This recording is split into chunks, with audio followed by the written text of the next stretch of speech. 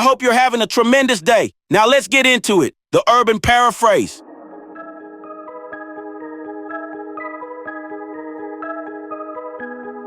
Romans chapter 4. Paul was like, so what would our highly respected OG Abraham think about all this? Great question. If he really got God's approval just by doing stuff, then he got something to be arrogant about. But not standing next to God, he don't.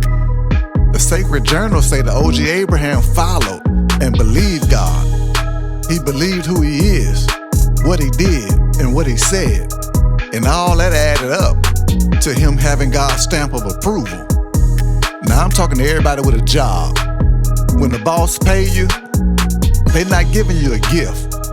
They're giving you what you earn and what they owe you.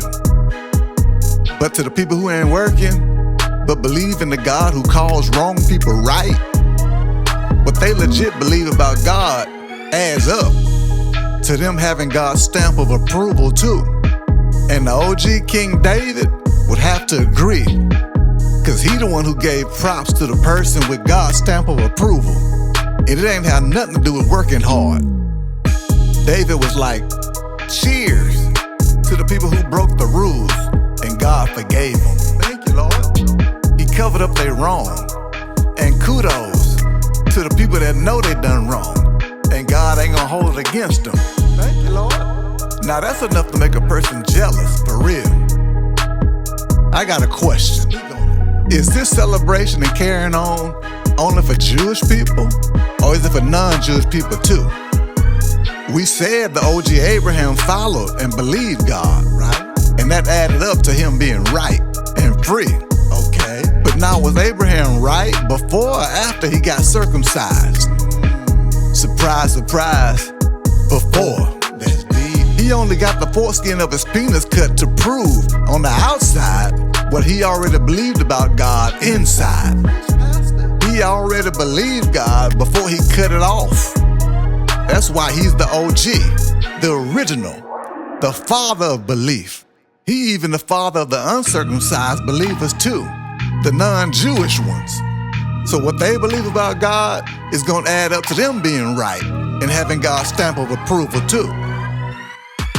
All these rules ain't had nothing to do with the promise God made Abraham and his future relatives. Nothing. God told him the whole world was gonna be his inheritance. He didn't tell him that because he kept the rules good, but because he was right and he believed God. If depending on the rules and keeping the rules could give you an inheritance, then the act of believing is trash, because ain't no point of making no promise then. But why come no? I'm about to tell you.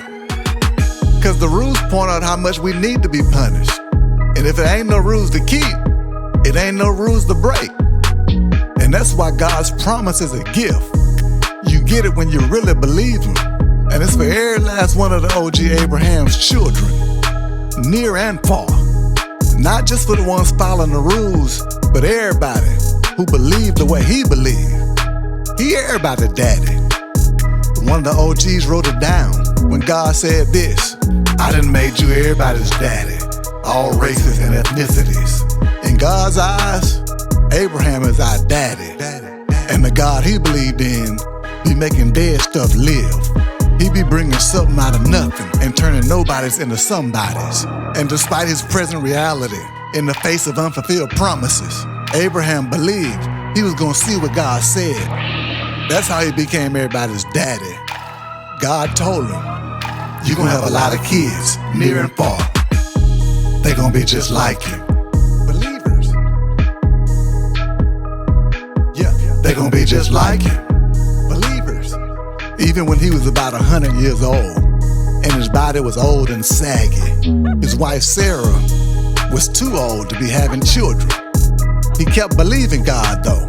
He never stopped believing the promise God made him, but he doubled down on it and put the spotlight on God. He was convinced that God was strong enough to do what he said. God wrote him a check, and he knew God could cash it.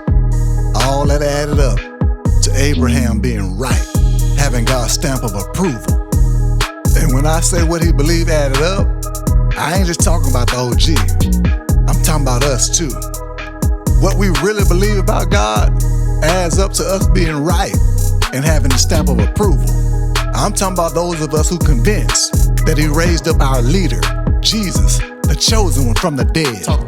He was selected and handed over to die for the stuff that we did wrong and the rules we broke. But then he was raised back to life to make us right, to make us free, to make us just with God's stamp of approval. Don't forget to like and subscribe to keep up with the latest devotional content.